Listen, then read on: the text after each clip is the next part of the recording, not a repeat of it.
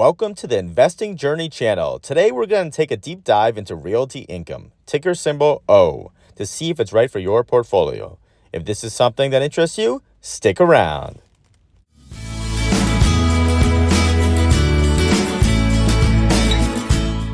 Don't forget to subscribe and like. I would really appreciate it.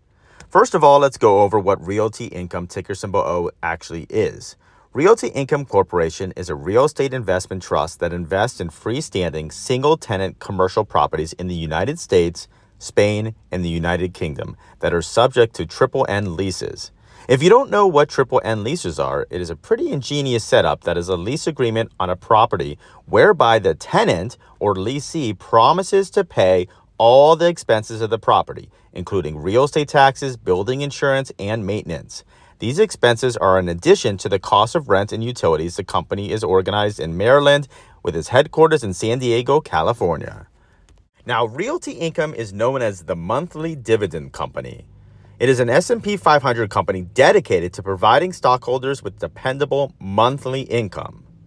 Realty Income's monthly dividend payments provide a steady, safe stream of income for its investors. They've had 617 consecutive monthly dividends paid since the company was founded in 1969. So they've been around for a long time.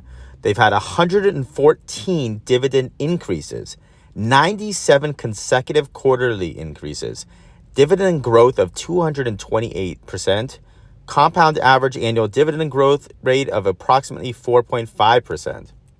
Now look, with around 11,000 properties under lease in all 50 states, Puerto Rico, the UK, and Spain, and roughly 650 clients representing 60 industries, Realty is the definition of a well-diversified REIT. O can also boast of a 15.1% annual total return since the ticker first appeared on the New York Stock Exchange in 1994. They have a credit rating of A3 by Moody's and A- from S&P. Realty stands out among REITs for its firm financial foundation. As of the last quarterly report, O has a portfolio occupancy of 98.8%. This exceeds the highest annual occupancy rate for any year in this century. The top 20 clients represent 51% of the firm's annual rental revenue, and the largest client, 7-Eleven, generates just 5.7% of Realty's income. Management touts that most of the company's clients are resistant to e-commerce disruption, which is super important to know considering a lot of businesses lately are taking big hits with the increase in online sales. The leases are often 15 years in length with additional extension options. This ensures the REIT has a steady stream of rental income. Now, it is important when deciding if Realty Income is a good addition to your portfolio to also consider the negatives. Where Realty Income's faces headwinds is that businesses leasing from Realty that were hit hard by the pandemic are LA Fitness, Lifetime Fitness, AMC Theaters, and Regal Cinemas. Both of the fitness firms were battered by COVID-19, as was the overall industry. A recent study determined 22% of U.S. health clubs have closed permanently. So, aside from the problems associated with poorly performing tenants, I see other concerns. The REIT's annual rent escalators are only around 1%. Most clients have long-term leases. Oftentimes, they are over 15 years in length with multiple extensions. In a period in which inflation is running hot, this could result in a drag on the company's profits. Realty generates low internal growth and relies on the acquisition of new properties to spur growth. Next, we're going to see the visual representation of the dividend growth over time, which hopefully puts things into perspective. You'll notice that it starts all the way from 1994 up to 2021. Notice a steady growth of the dividend increases. Since it has increased its dividend growth for many, many years and prides itself on being known as a monthly dividend company, you can expect this to keep rising in the future. What's impressive to me is that even though we've had many wars and recessions and bear markets, it has continued to raise its dividend each time. Next, we're going to take a look at its current price, its weekly chart, its monthly chart, its 3-month chart, its 1-year chart, and 5-year chart to see how it has been doing. All right, so as of the recording of this video, Realty Income is sitting at $64.82. It is down 0.58%. On the weekly, it is down 1.85%.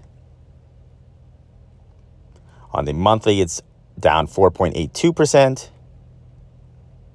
On the 3-month, it's down 5.4%.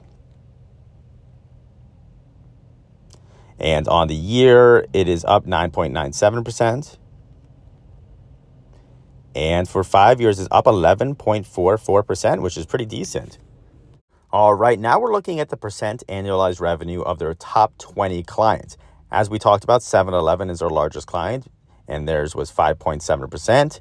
Then we move on to Walgreens, Dollar General, FedEx, Dollar Tree, Sainsbury's, LA Fitness, AMC Theaters, Regal Cinemas, Walmart, Lifetime Fitness, B&Q, Tesco, BJ's, Home Depot, Treasury Wine Estates, Circle K, CVS, Kroger, and Fastmart.